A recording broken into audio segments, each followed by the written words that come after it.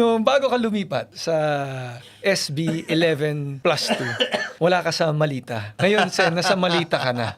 May Malita ka ba, Sen? What can you say about that? Malita, balita, actually parehas na yan eh. Para sa akin, bahagi na siguro yan ng tapunan ng putik sa politika. May nadagdag, may nabawas din. May Teka, nabawas. May nabawas din. May nadagdag na bagong kalaban, may nabawas na kakampi.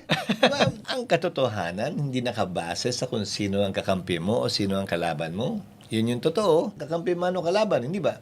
At kung hindi tayo sang-ayon sa ginawa ng mga nagdaang liderato ng Senado, halimbawa, kaugnay sa paggamit niyan sa mga kalaban nila, hindi rin dapat gawin yan ng kabilang panig. Dahil hindi yan nakakadagdag sa katotohanan, hindi yan nakakadagdag sa pagpapaliwanag ng issue, hindi yan nakakatulong kaugnay sa pagbibigay linaw sa kinakaharap ng ating bansa ngayon, kaugnay sa korupsyon. To answer you directly, Gawad, hindi na ako nagulat, pero tahasan kong sasabihin, hindi totoo yan dahil magkagalit kami ni congressman ko sa mahabang panahon at maraming nakakaalam niyan at imposibleng mangyari yan. Maliban doon, mali din yung address nila eh.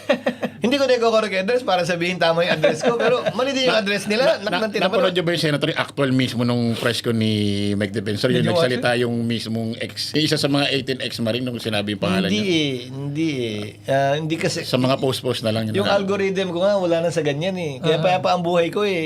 hindi ako nagpapa-apekto sa ganyan kasi masistress ka lang, di ba? Pag may nagsusumbong, hayaan nyo na yan, okay na yan. Hindi naman totoo eh. So hindi ko siya napanood.